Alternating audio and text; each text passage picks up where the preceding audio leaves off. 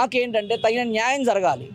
మేము ఇప్పుడు సంవత్సరానికి 10 లక్షల ఇన్కమ్ ఉన్నప్పుడు కనీసం ఇన్స్పెక్టర్లు వచ్చినప్పుడు ఆ హుండీ ఇప్పిన డబ్బులన్నా కనీసం బ్యాంకులో వేయించాలి కదా.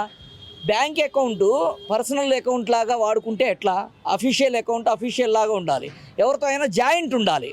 జాయింట్ లేకుండా దాన్ని జాయింట్ చేయమని కూడా మేము అర్జీ పెట్టుకున్నాం. ఈఓతో కానీ లేకపోతే మాకు ఈఓనేసి ఈఓతో జాయిన్ చేయండి బ్యాంక్ అకౌంటు, లేకపోతే ఇన్స్పెక్టర్లనేసి ఇన్స్పెక్టర్ల కన్నా జాయిన్ చేస్తే అమౌంట్ అనేది దేవాలయానికి సంబంధించిన అమౌంట్ కానీ ఏదైనా సరే ఒక ప్రాపర్గా ఉంటుంది, మిస్యూజ్ అవ్వదని మేము కోరుతున్నాము. ఇంకో అట్లనే 577 జీవో ప్రకారం మాకు క్యాడర్ స్ట్రెంత్ మంజూరు చేసి మా జీతాలు మాకు రావాలి.